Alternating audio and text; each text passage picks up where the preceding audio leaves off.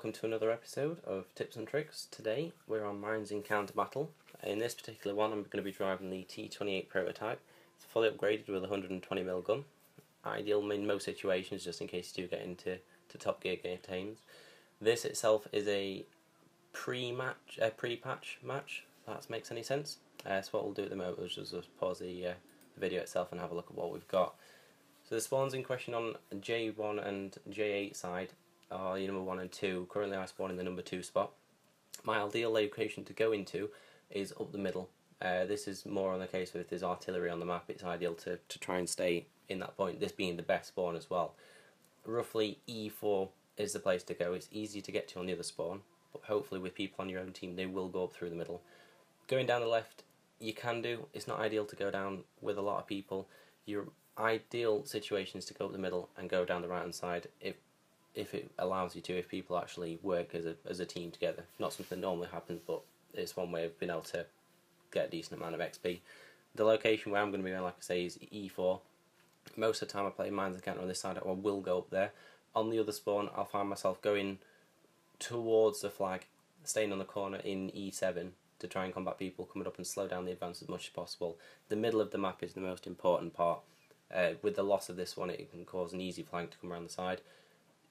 There's so many situations in which being on top can cause the game to be won and lost. Like I say, try and get up as soon as possible.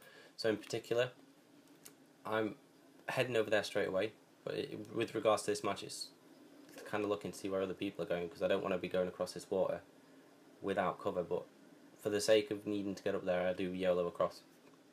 Disregard anything that possibly comes down and see what happens, taking the risk, and as you can see it moves on. With me only seeing that there's one medium going up who's called for help, it's making me worry a bit as to what's going on. There's only 2 people going up. Now it's ideal for me to get some help from someone to follow me up if possible, because like I say, the top is going to be the key, and from what I can see there's not many people on their team going up. They're being held back, they're going towards the flag, they're concentrating on one side of the map, and they're leaving something completely wide open. As it turns out, the risk paid off. I didn't get shot by anyone, in full health. Now it's time to get some help to bring up, so I get Uncle Vinny and his Jackson to come follow me. Fortunately it does, and with that the team is born in terms of getting this win, getting forward. Bit of a long-winded process with the fact the tank is ridiculously slow. We're up to 1 minute and 35 seconds and I've still not made it to the base. Having the other spawn I'd be up there straight away.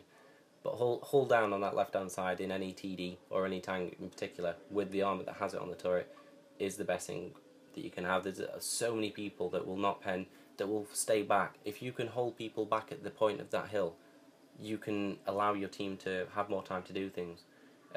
With regards what can happen in this game, you'll find a big battle going on. Mediums will be the first thing up a hill, but in this case it hasn't happened and it's just going to be free range shooting fish in a barrel.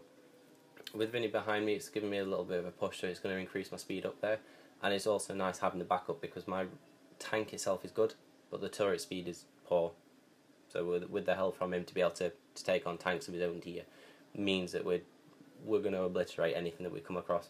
With the fact that they're in the base, they're too busy concentrating on it, we're going to find a lot of people not concentrating on us, and when we come around the corner and start blasting people up, they're not going to know what hits them. Oh look, a heavy camping on base, you never see that in this game. As far as the person that's on base, he looks to be the only person that's there. As far as trying to take him out, it would be an ideal factor. I would have preferred to go around, but the Black Prince's gun fires at a very quick rate. Normally speaking, there's situations where you can find yourself rushing through and coming across people. If you have other people behind you to shoot them, ignore them, just carry on going. You will take a couple of shots, but there's a good chance that you won't get killed. Another T29 on base. He looks to be behind a rock, he's not really hittable. There's not much point in me standing still and going forward, and then stopping, standing still, going forward, stopping.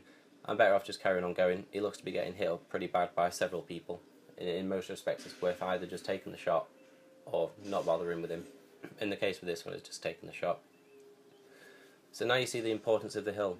There's a lot of people on our team that are dead, but there's also a lot of people on the team in one spot, and they've got 2 different places being shot from, up high and us. The IS is just running around making mincemeat of people, annoying him. Goodbye Hellcat. But the middle is such an important factor on this map in being able to complete the flank, me coming around the corner, I have a lot of health and there's not a lot of damage that I can take on a regular basis from individual tanks. The 120mm gun is fantastic on this one, and it's using the tanks to its advantage.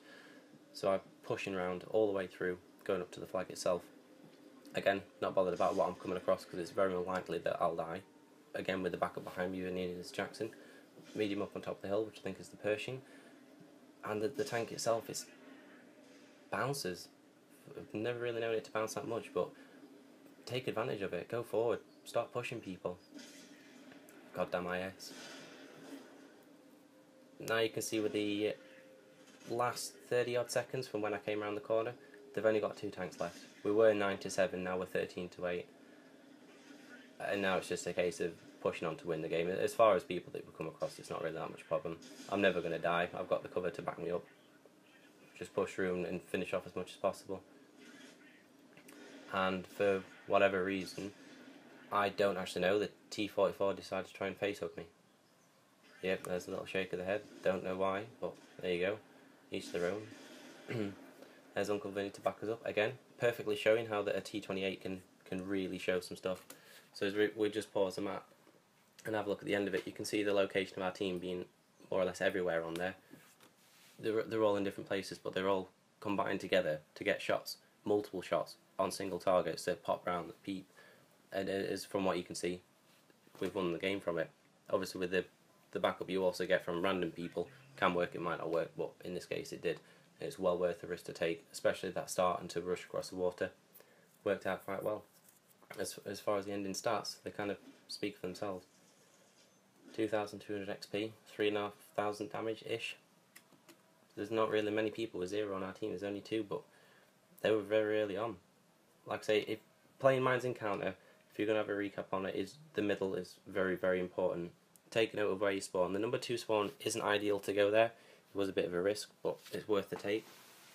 Going around the right hand side, if you're on that spawn, push up the hill again. Depending on the tank, go hull down, where I was on about on the left. If you are able to, get a couple of shots on people and pop back behind rocks. Going on that left hand side is another important factor if you ever come up against artillery on this map. If you're on the other spawn and you want to avoid artillery, go with the flag because you'll have the cover of the rock. If you're on my side of the spawn where we were today, in that hull down spot, you've got a lot of cover from artillery, and it is very unlikely that they'll take shots at you because they are likely to overshoot or undershoot.